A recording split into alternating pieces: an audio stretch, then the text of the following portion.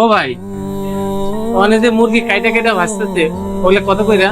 ভাই আপনি চাপের কথা বলতেছেন, 120 টাকা প্লেট। আল্লাহ, 120 টাকা!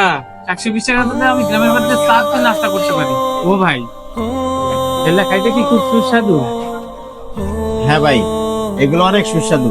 আপনি খাইলে যায় বসেন, আমি নিয়ে আসতেছি। এত দামি খাবার, 120 টাকা! না জানি কত সুস্বাদু। আচ্ছা, একটা কাজ করি, আজকে একটু খাইয়া দেখি।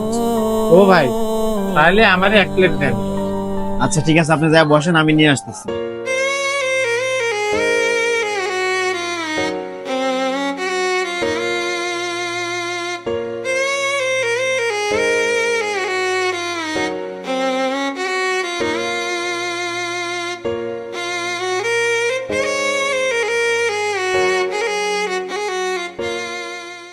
আল্লাহ, হ্যাঁ, কত দামি খাবারটা এখানে রাখিয়ে গেছে, আর আমি কিনা টাকার অভাবে খাবারটা কিনতে মোড়ামুড়ি করলাম।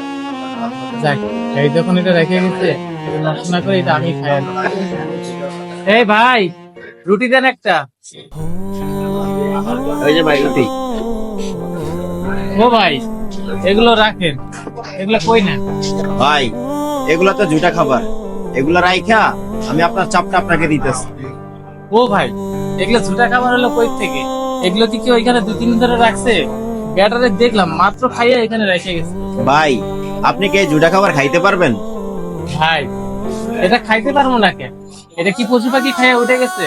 এটা তো মানুষই খাইয়া উঠে গেছে, তাহলে খাইতে পারবো না কেন? কোত্থেকে যে পাগল ছাগল আসে আমি বুঝি না। ও ভাই, খারান খারান খারান। জি ভাই। ভাই, আমি শুনছি আপনি আমারে পাগল কইছেন। ও, তাইলে তো আপনি সুস্থ মানুষ। ভাই ভুল আমি আপনারা পাগল কইয়া লাইছি। ভাই, আপনি আমারে পাগল কইলেন, আপনি তো বুঝলেন না। কি বুঝমু? ভাই, ক্যাশে ঢোকার আগে আমি আপনারা জিজ্ঞেসছিলাম না যে সাপটার দাম কত? আপনি না বলছিলেন 120 টাকা। আসলে ভাই, আমার কাছে আছেই মাত্র 120 টাকা। এখন ওই 120 টাকা দিয়া এই সাপটা আর নান রুটি যদি খাই, তাহলে আমার কাছে আর 1 টাকাও থাকবে না। কিন্তু ভাই, আমার মনটাই কইছে, ইস রে, যদি এই সাপটা দিয়া, মুরগির পিস দিয়া এই নান রুটিটা খাইতে পারতাম, তাহলে কতই না মজা পেতাম। কিন্তু ঢোকার সময় দেখি এইখানে যে লোকটা হয়েছিল, সাপটা খাইয়া অর্ধেক রাইখা চলে গেছে। এবারে একটা বলো। আর এই জন্য আমি ভাবলাম কি, শুধু শুধু টাকা নষ্ট করে লাভ কি, আমি তো এই সাপটা দিয়ে রুটিটা খাইতে পারি। আর আপনি কিনা আমাকে বললেন পাগল।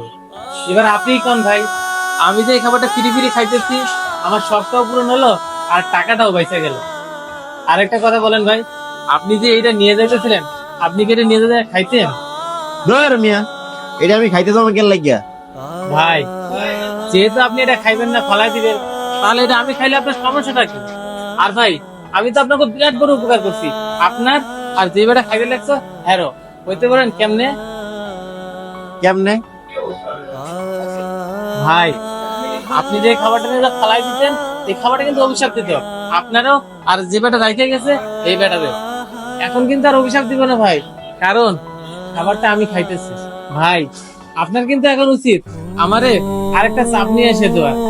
ধর মিয়া, আপনি আসলে একটা পাগল, থাকেন মিয়া।